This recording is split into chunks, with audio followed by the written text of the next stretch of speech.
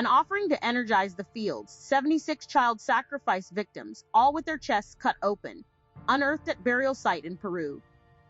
An analysis of previous sacrifices at the same site suggests the victims were conquered, people brought to work on the land. A sacrificial site of 76 children and 2 women is the latest find at Pampa La Cruz, an archaeological site in Peru. A 700-year-old burial mound containing the remains of 76 sacrificed children and 2 adults, all of whom had their chests cut open, has been found in Peru. The burial mound is the latest of multiple sacrificial sites found at Pampa La Cruz, near the coastal city of Trujillo in northwestern Peru.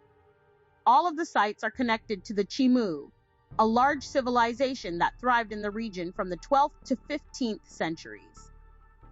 The Chimu predated the Inca and are known for their artwork and textiles. The children were buried naked, with their clothes near them. Their chests had been cut open from the collarbone down to the sternum, and their ribs had been forced open, potentially to gain access to their heart. Previous research on other burial mounds at Pampa La Cruz suggested these included a discovery in 2022 of 76 child sacrifice victims.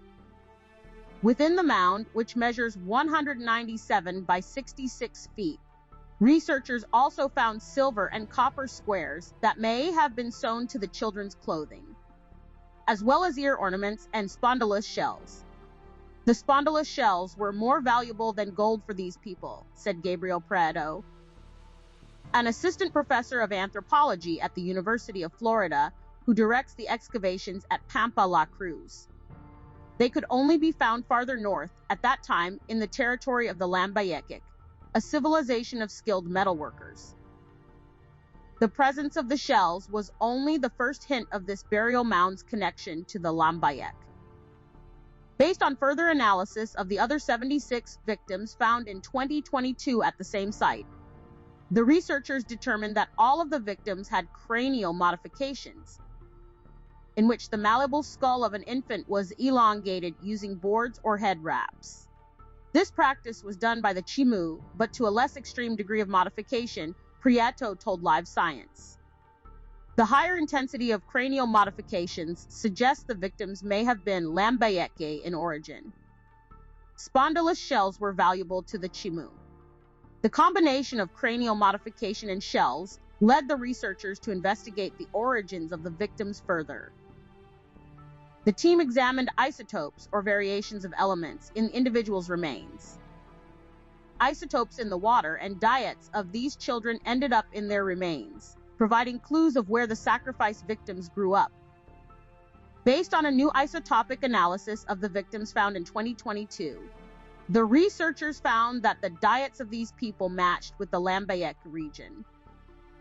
The children and their families may have been conquered by the Chimu and brought to the site at Pampa La Cruz to build irrigation systems, Prieto suggested.